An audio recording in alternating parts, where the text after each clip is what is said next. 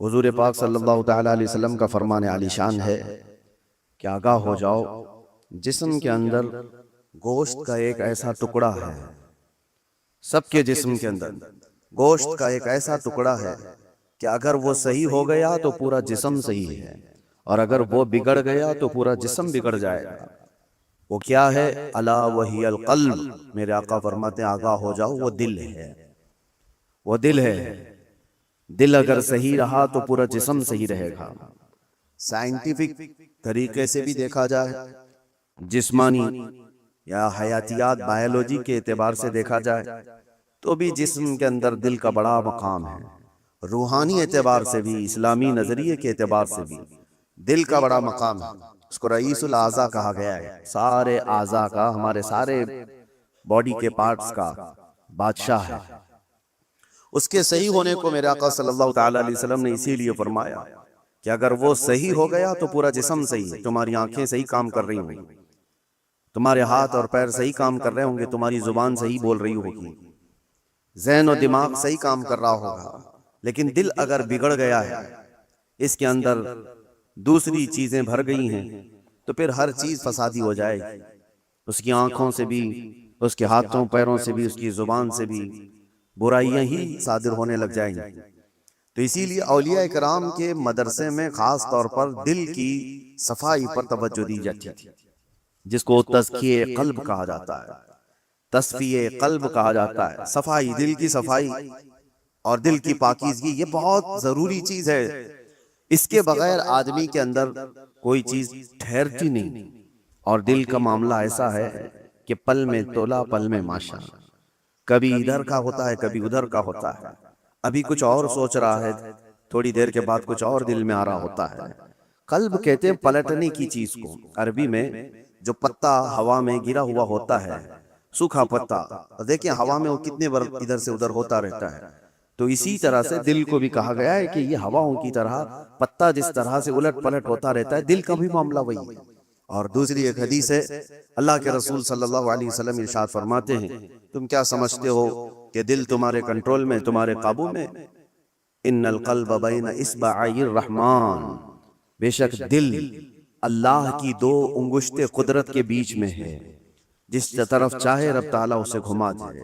اسی لیے رسول کریم صلی اللہ تعالیٰ علیہ وسلم جب نمازوں میں دعا کرتے تھے تو ایک دعا حضور سے یہ بھی ثابت ہے، ہمیشہ میرے آقا یہ دعا کرتے تھے، یا مقلب القلوب ثبت قلبی علی دینک، اے دلوں کو پھیرنے والے خدا، میرے دل کو اپنے دین پر قائم رکھ۔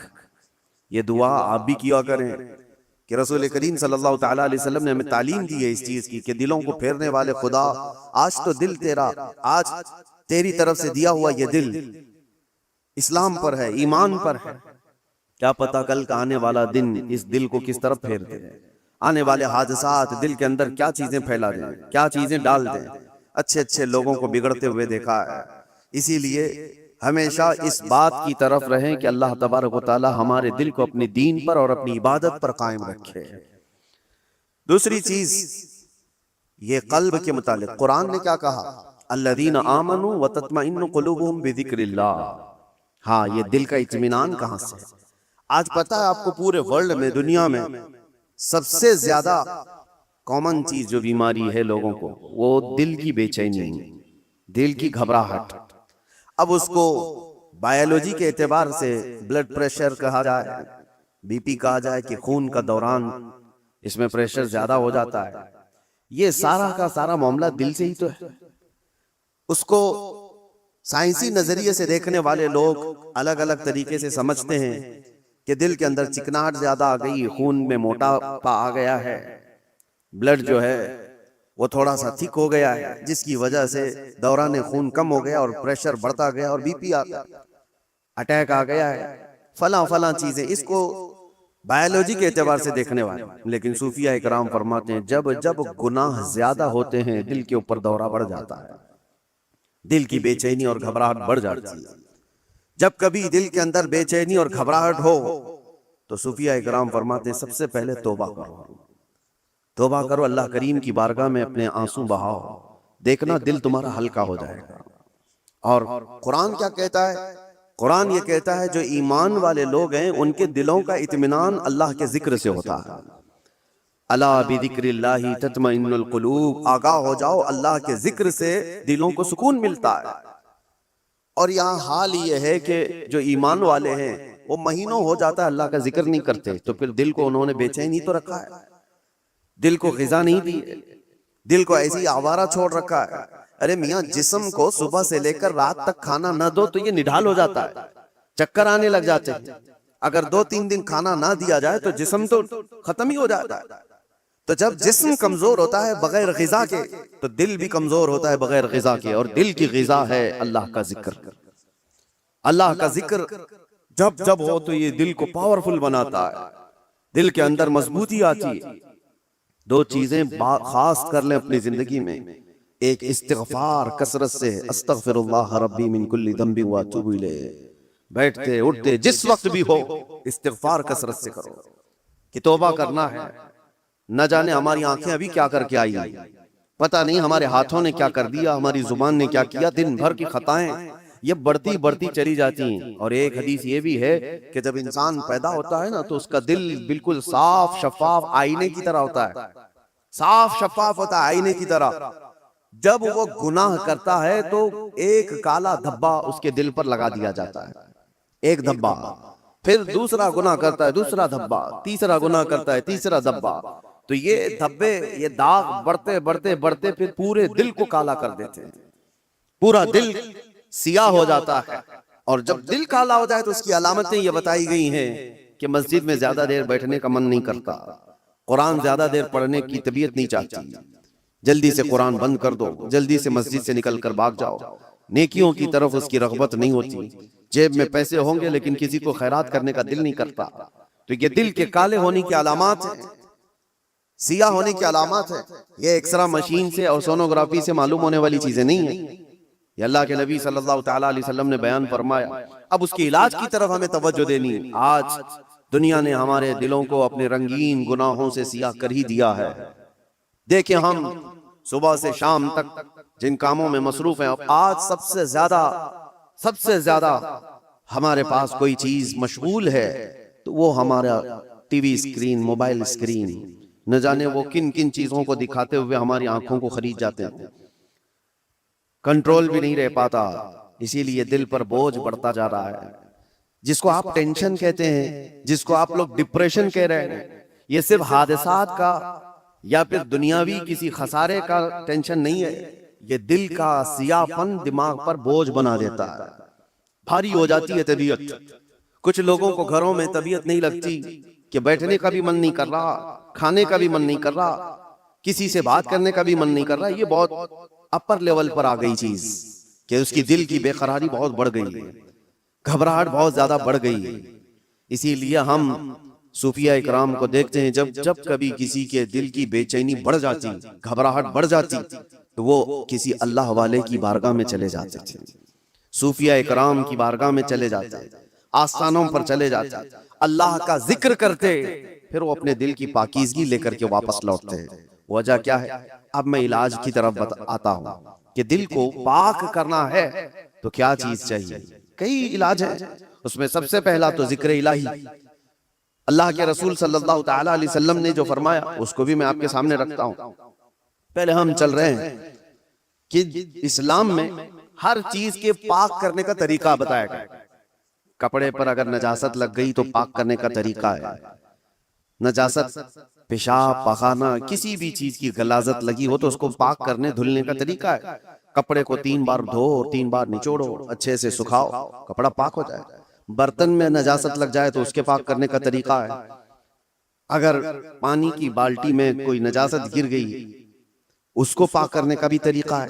فقہ میں سب کے کنویں میں نجاست گر گئی، کنواں تھا اس میں چوہا گر گیا، بلی گر گئی، بکری کتا جو بھی جس سائز کا ہے اس کے سب کے مسئلے موجود ہیں، کتنے ڈول پانی نکالنے پر یہ پانی پاک ہو جائے گا۔ زمین کے پاک کرنے کا بھی طریقہ ہے۔ زمین پر اگر نجاست لگی، مثال کے طور پر کسی جانور نے لید کر دیا، گوبر کر دیا، اب نجاست تو لگی ہے، اس کو پاک کیسے کیا جائے؟ تو فقہ کا قانون ہے کہ زور بارش ہو جائے یا آپ تیزی سے اس پر پانی بہاؤ اور پھر تیز دھوپ پڑ جائے، زمین سوکھ گئی تو وہ زمین پاک ہو گئی، کیونکہ اب اس کو نچوڑا نہیں جا سکتا، زمین تو جہاں ہے وہی، تو اس کا قانون یہ ہے کہ تیز بارش ہو گئی اور تیز دھوپ پڑ گئی، سوکھ گئی زمین تو پاک ہو گئی، بارش نہیں ہے تو تیز پانی مار دیا اور اس کے بعد دھوپ لگنا ضروری ہے، تیز دھوپ اس کو لگی ہو تو زمین پاک ہو گئی۔ تو یہ نجاستوں سے پاک کرنے کے طریقے۔ اب آئیے میں آپ کو بتاتا ہوں، دل پر نجاست لگی ہو یہ کیسے پاک کیا جائے؟ گناہوں کے دھبے لگے ہو، اس میں نہ جانے لالچ، غیبت، کینہ، بغض، عداوت، نہ جانے کیا کیا چیزیں بھر گئی ہوں، یہ نجاست پاک کرنے کا طریقہ کیا ہے؟ مولانا جلال الدین رومی مثنوی شریف کے مصنف فرماتے ہیں دل کو پاک کرنے کا طریقہ ویسی ہی ہے جیسے زمین کو پاک کرنے کا طریقہ ہے۔ زمین کو پاک کرنے کے لیے تیز بارش کا ہو جانا اور تیز دھوپ کا پڑ جانا کافی ہوتا ہے کہ زمین پاک ہو جاتی ہے۔ دل کو پاک کرنے کے لیے ذکر الہی کی بارش ہونا چاہیے اور کسی شیخ کامل کی تیز نگاہ پڑنی چاہیے، دل پاک ہو جاتا ہے۔ ذکر الہی کی بارش ہو تو پانی کی طرح اس کو دھل دیتا ہے، اور اس کے بعد کسی شیخ کامل اللہ والے کی نظر اس پر پڑے تو پھر اس کا دل اسی طرح سے سوکھ کر کے پاک ہو جاتا ہے جیسے زمین پاک ہو گئی۔ آج ہمارے لیے یہی تو مسئلہ ہے کہ ہم اپنا وقت اپنے دل کی پاکیزگی کے لیے نہیں نکال پاتے، ہمارے پاس یہ وقت ہی نہیں رہ گیا۔ ہاں اگر جسم کے اندر کوئی بیماری آ گئی تو پھر بھاگیں گے دوڑیں گے ڈاکٹرز کے پاس علاج کرائیں گے۔ میرے عزیزو یہ بے چینی اور بے قراری اور گھبراہٹ کا علاج ان کے پاس بھی نہیں۔ وہ ڈاکٹرز زیادہ سے زیادہ آپ کو نیند کی گولیاں دے سکتے ہیں ڈپریشن کم کرنے کے لیے، سٹریس کم کرنے کے لیے۔ آپ اچھے سے سو، گھنٹوں سوتے رہو، کسی کو سلا دینا یہ ڈپریشن کا علاج نہیں ہے۔ اور کچھ تو ڈاکٹرز کے پاس جا کر ڈپریشن کا علاج گولیوں سے لے کر کے آ گئے، اور کچھ اپنے ہاتھوں علاج کرنے کے لیے سگریٹ پینے لگ گئے، اپنے ہاتھوں علاج کرنے کے لیے وہ بیڑی گٹکا کھانے لگ گئے۔ ان کو یہ لگتا ہے کہ جیسے ہی ڈپریشن ہوگا، ٹینشن ہوگا، سگریٹ پھونکوں گا تو ٹینشن فری۔ اس سے دو قدم آگے بڑھ کر کچھ لوگ شراب کی طرف چلے گئے، اس سے آگے قدم بڑھ کر کے چرس، افیون، گانجا اس پر چلے گئے۔ ان سب سے پوچھو تو ایک ہی جواب دیتے ہیں، ٹینشن فری ہو جاتے ہیں یہ لے کر کے۔ سگریٹ والا بھی، شراب والا بھی، چرس گانجے والا بھی، اس کو یہ لگتا ہے کہ یہ لینے کے بعد ایسا لگتا ہے میں ہواؤں میں اڑ رہا ہوں، اس کے بعد نشہ اترنے کے بعد پھر کیا ہوتا ہے؟ یہ تو اس طرح سے ہے کھجلی کی بیماری، جب تک کھجاتے رہو اچھا لگے، ہاتھ چھوڑ دو تو پھر جلن شروع ہو جائے، چمڑی چھل جائے۔ گناہوں کا یہی معاملہ ہے، کرنے کے وقت تھوڑی سی لذت لیکن وہ بڑے داغ دھبے چھوڑ جاتے ہیں، بے چینی اور بڑھ جاتی ہے، گھبراہٹ اور بڑھ جاتی ہے۔ میں نے تڑپتے ہوئے لوگوں کو دیکھا ہے جن کو نشہ نہیں دیا گیا، جو نشہ کے ایڈکٹ تھے، ان کو اگر اچانک روک دیا گیا تو پھر وہ ہاتھ پاؤں ایسے مارتے ہیں کہ ان کے ہاتھ میں چاقو آ جائے تو کسی کو مار بھی ڈالیں، ان کے پاس جو کچھ بھی آ جائے وہ سامنے والے کو قتل بھی کر دیں اپنے نشہ کے لیے۔ وجہ کیا ہے؟ دل کو اتنا بے چین اور بے قرار کر دیا انہوں نے دنیاوی یہ غلاظتوں سے علاج کرنے کے چکر میں کہ وہ دل کی بے چینی ہائی لیول پر بڑھ گئی۔ دل کی بے چینی اور بے قراری نشہ سے صحیح نہیں ہوتی، دل اللہ کا بنایا ہوا ہے، یہ رحمان کا بنایا ہوا ہے، علاج بھی اسی کے ذکر سے ممکن ہے، اللہ ہی کے نام سے یہ دل کو سکون ملتا ہے۔ اسی لیے مولانا جلال الدین رومی رحمۃ اللہ تعالی علیہ ایک بات اور بھی کہتے ہیں، خانہ کعبہ دیکھا ہے؟ خانہ کعبہ، توجہ چاہتا ہوں، خانہ کعبہ اتنا معظم، اتنا مقدس ہے کہ اس کے لیے کروڑوں مسلمان پوری دنیا کے اطراف و اکناف سے آ کر طواف کرتے ہیں، بوسے دیتے ہیں، سینہ لگاتے ہیں۔ یہ خانہ کعبہ اللہ کا گھر ہے، لیکن مولانا روم فرماتے ہیں ہے تو کعبہ، یہ ابراہیم خلیل اللہ کی بنائی ہوئی عمارت ہے، ابراہیم خلیل اللہ علیہ السلام کی بنائی ہوئی عمارت ہے کعبہ۔ اور وہ کہتے ہیں کہ کعبہ بنائے خلیل اطہر است، وہ دل گزرگاہ رب جلیل است، لیکن دل جو ہے مومن کا دل، اللہ کے رسول نے فرمایا قلب المؤمن عرش اللہ، مومن کا دل اللہ کا عرش ہوتا ہے۔ کعبہ ابراہیم خلیل اللہ نے بنایا، دل تو رب ذوالجلال نے بنایا۔ تو کہا ہے مولانا روم نے کہ کعبے سے بھی افضل ہے مومن کا دل، کعبے کی بے حرمتی اس سے بڑھ کر کے مومن کے دل کی بے حرمتی ہے، مومن کے دل کا مقام اور بھی بلند کیا گیا۔ اسی لیے میرے عزیزو حضور پاک صلی اللہ تعالی علیہ وسلم نے جو فرمایا اتقوا فراست المؤمن فإنه ينظر بنور اللہ، اس کا مطلب کیا ہے؟ حضور نے فرمایا مومن کی فراست سے ڈرو، اس لیے کہ جب وہ دیکھتا ہے تو اللہ کے نور سے دیکھتا ہے۔ یہ کس کے لیے فرمایا گیا؟ وہ مومن صالح جس کا دل پاک ہے۔ ہوتا کیا ہے میں آپ کو بتاؤں، جس کا دل پاک ہے، اولیاء کاملین کی بارگاہوں میں جانے کے وقت ہوتا کیا ہے؟ آپ آئے اور کوئی چیز آپ زبان سے کہا نہیں، لیکن میں ایک شیشہ لے کر کے بیٹھا ہوں، ایک آئینہ لے کر کے بیٹھا ہوں، آپ کے آتے ہی آپ کی پوری تصویر اس آئینے میں آئے گی کہ نہیں آئے گی؟ کچھ نہیں کہا آپ نے، بولا کچھ نہیں، اور میں آپ کی تصویر پوری آئینے کے اندر دیکھ سکتا ہوں۔ بزرگان دین کے دلوں کا معاملہ ایسا ہی ہے، وہ اتنا پاک دل ہوتا ہے، جو بھی سامنے جاتا ہے اس کے دل کی ساری تصویر ان کے دل پر چھپ جاتی ہے، وہ یہ تک بھی جانتے ہیں کہ یہ کیا چیزیں لے کر کے آیا ہے۔ ایسا نہیں ہے کہ یہ کسی اور طاقت و قوت سے، جادو سحر سفلی سے یہ معلوم کر رہے، بلکہ دل کی پاکیزگی اتنی ہے کہ سامنے والے کے دل کی تصویریں اس پر چھپ جاتی ہیں، دل پاک رکھنے کا اسی لیے حکم بزرگان دین نے فرمایا۔ آج سب سے زیادہ غلاظت اسی کی ہے ہمارے پاس۔ میں ایک اور بات آپ سے پوچھتا ہوں، یہ اللہ کا گھر ہے، مسجد ہے، مسجد میں کوئی اگر غلاظت لا کر کے پھینک دے تو کیا آپ برداشت کریں گے اسے؟ مسجد کے اندر کوئی پیشاب پخانہ اللہ ہزار بار نہ کرے، معاذ اللہ، لا کر کے ڈال دے تمہارے سامنے، تم برداشت کرو گے؟ آپ جھگڑ لو گے، تھپڑ لگا دو گے، اس کو نکال باہر کر دو گے کہ یہ اللہ کا گھر ہے، یہاں پر غلاظت کیسے ڈال دیا تو نے؟ جو مسجد کی صفوں پر غلاظت دیکھنے کو تیار نہیں وہ مسلمان پھر اپنے دل کو جو اللہ کا عرش ہے اس میں غلاظتیں کیسے ڈال رہا ہے؟ خود سے تو ڈال رہا ہے۔ نہ جانے کس کی محبت، نہ جانے کون کون سے غلیظ سوچے اس نے دل میں ڈال رکھا۔ اسی لیے حضرت صابر کلیری رحمت اللہ تعالی علیہ فرمایا کرتے، ایک دل ہے اس میں دو چیزیں نہیں آ سکتی، یا تو اللہ کی محبت آئے گی یا تو پھر انسانوں کی، اللہ رسول کی محبت ہوگی یا تو پھر انسانوں کی، دنیا کی محبت اور اللہ کی محبت ایک ساتھ دل کے اندر نہیں آ سکتے۔ تو تم یہ فیصلہ کرو کس چیز کو تم نے جگہ دے رکھا ہے، اپنے دل کو کس کے لیے کھول رکھا ہے۔ میرے عزیزو، اور ایک علاج کی طرف میں آپ کو لے کر چلتا ہوں۔ اللہ کے رسول صلی اللہ تعالی علیہ وسلم کے پاس ایک صحابی آئے، ایک علامت اور بھی میں آپ کو بتاؤں، نماز پڑھتے ہیں، جیسے ابھی میں نے کہا دل کے کالے ہونے کی علامت یہ ہے کہ مسجد میں زیادہ دیر دل نہیں کرتا، نمازوں کا وقت ہو جائے تو طبیعت بھاری لگنے لگے، اسے عبادتوں کی طرف شوق نہیں لگتا، یہ دل کے اس کے سیاہ ہونے کی علامت۔ اسی طرح سے جب قرآن کی تلاوت ہوتی ہے نا تو پاک دل والے کی آنکھوں سے آنسو آ جاتے ہیں، صاف دل والا نمازوں میں ماہ ہو جاتا ہے، ڈوب جاتا ہے، اور دل کے اندر اگر گناہوں کا بوجھ ہو تو نماز بھی بھاری، وہ پیچھے سے چلانے لگ جائے، امام صاحب کتنی لمبی قرات کرتے ہیں یار، یہ تو دعائیں کتنی لمبی لمبی مانگتے ہیں، ہمارا کام دھندا ہے، تمہارا دل کا بوجھ ہے جو تم 3 گھنٹے 4 گھنٹے میچ دیکھنے پر یہ نہیں کہتے کہ کتنا لمبا چل رہا ہے، فلمیں دیکھنے پر کبھی یہ نہیں کہتے، لیکن مسجد میں 10 منٹ سے زیادہ کی اگر جماعت ہو جائے تو یہ بے چینی اور بے قراری کیوں بڑھ جاتی ہے؟ آپ کو پتا ہے وہ صحابہ اکرام جب نماز پڑھاتے تھے، حضرت معاذ ابن جبل فجر کی نماز میں انہوں نے پورے سورہ بقرہ پڑھا دی تھی۔ سورہ بقرہ 2.5 پارے کی ہے، آپ 2.5 صفحہ نہیں سن پاؤ گے، 2.5 پارے تقریباً انہوں نے پورے فجر کی نماز میں پڑھا دی۔ وہ صحابہ نہ ہوتے تھے سننے میں۔ اب جس بات کے لیے میں کہہ رہا ہوں، نمازوں میں اگر بے چینی اور بے قراری بڑھ گئی ہے تو کیا کرنا چاہیے؟ ایک صحابی آئے تھے حضور کی بارگاہ، یوں کہا یا رسول اللہ صلی اللہ علیہ وسلم، دوسرے لوگ سب جو آپ کے پیچھے نماز پڑھتے ہیں تو روتے ہیں، گڑ گڑاتے ہیں، اللہ کو یاد کرتے ہیں، مجھے رونا نہیں آتا، قرآن پڑھنے پر مجھے اشک نہیں آتے۔ حضور پاک صلی اللہ علیہ وسلم نے فرمایا تمہارا دل سخت ہو گیا ہے، یہ فرمایا تمہارا دل سخت ہو گیا ہے، اس کو نرم کرو۔ کہا کیا کروں؟ کیا علاج میرے آقا نے بیان کیا، وظیفے تو کرتے ہی رہتے ہیں۔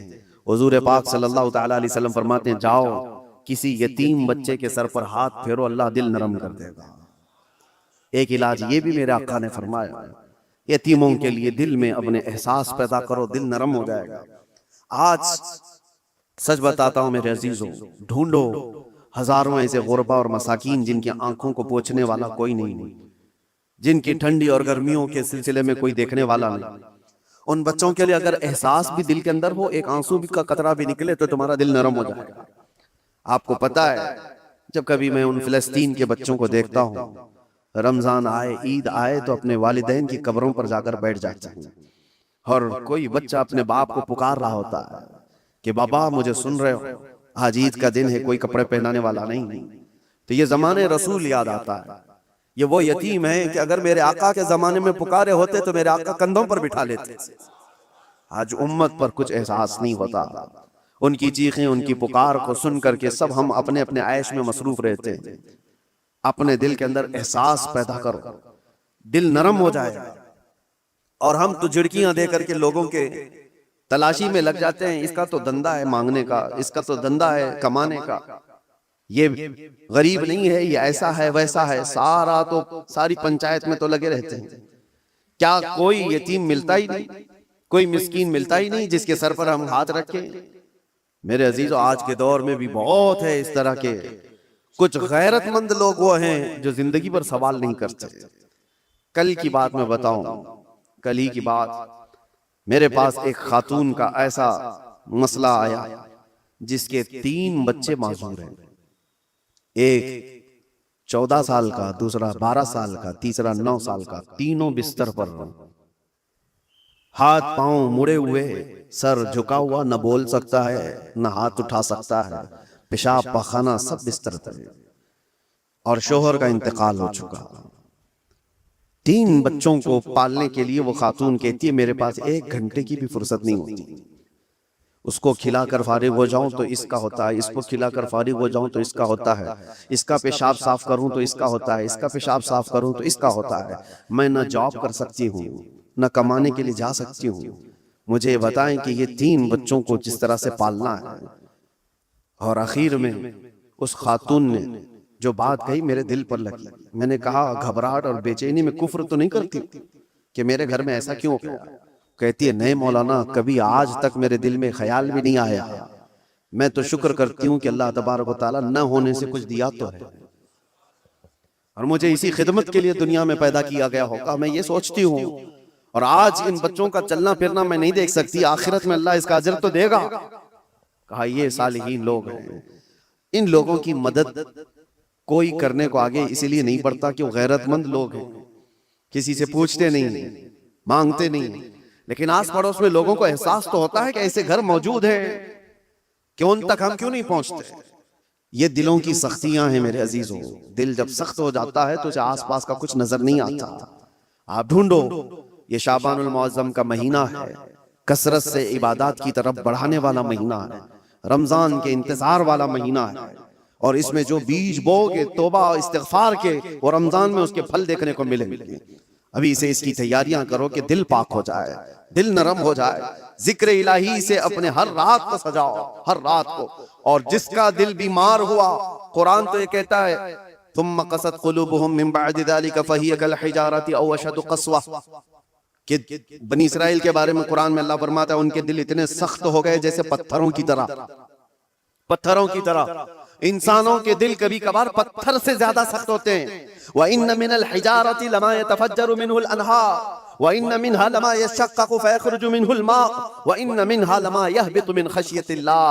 اللہ فرماتا ہے پتھر تو ایسے ہیں کہ کبھی کبھار ان میں سے پانی تو نکل جاتا ہے. پتھر تو ایسے ہیں کہ ان میں سے نہریں نکلتی ہیں. آپ نہیں دیکھتے پہاڑوں سے جو فالس، جو آبشار گرتے ہیں، یہ کیا ہے؟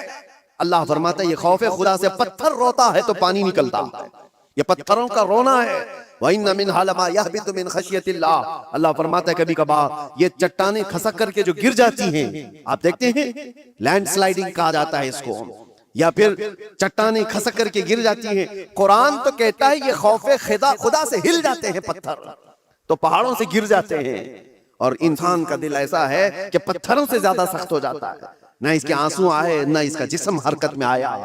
یہ قرآن کی بات کہہ رہا ہوں. تو جب اتنا سخت ہو جاتا ہے دل، تو یہ بھی کہا گیا کہ انسان کا ہائی لیول کا جب سخت دل ہو جاتا ہے تو وہ اپنی ماں اور بیٹی میں اور بیوی میں فرق کرنا بھول جاتا ہے. وہ عام عورت میں اپنے رشتوں میں فرق کرنا بھول جاتا ہے. حلال اور حرام کی تمیز اس سے نکل جاتی ہے، اور اس کو نماز اور غیر نماز کے اوقات میں کوئی فرق نہیں لگتا. یہاں تک کہ بڑھتے بڑھتے اسلام اور کفر کے بیچ کی دیوار کو بھی وہ ختم کر جاتا ہے. دل کی سختی آدمی کو، وہ دلوں کی سختیاں ہی تو تھی جو مکہ والے اپنی پیدا ہوئی بچیوں کا گلا مروڑ کر زندہ دفن کر دیتے تھے. وہ دلوں کی سختیاں ہی تو تھیں کہ وہ اپنی ماں اور بہنوں کو بازاروں میں لا کر کے بیچ دیتے تھے. وہ دلوں کی سختیاں ہی تو تھیں کہ قافلے کے قافلے لوٹ کر کے ان کو مار دیا کرتے تھے. دل جب سخت ہوتا ہے تو آدمی یہ تمام گناہوں کی طرف جاتا ہے. جتنے بھی کرائم بڑھتے ہیں، میں نے دیکھا ہے کچھ لوگ کرمنل وہ اس طرح سے سامنے والے کو قتل کر دیتے، مرڈر کر دیتے. یہ دلوں کی سختیاں ہیں. اور دل نرم ہو تو چونٹی کو بھی ہاتھ لگانے سے ڈرتے رہتے ہیں.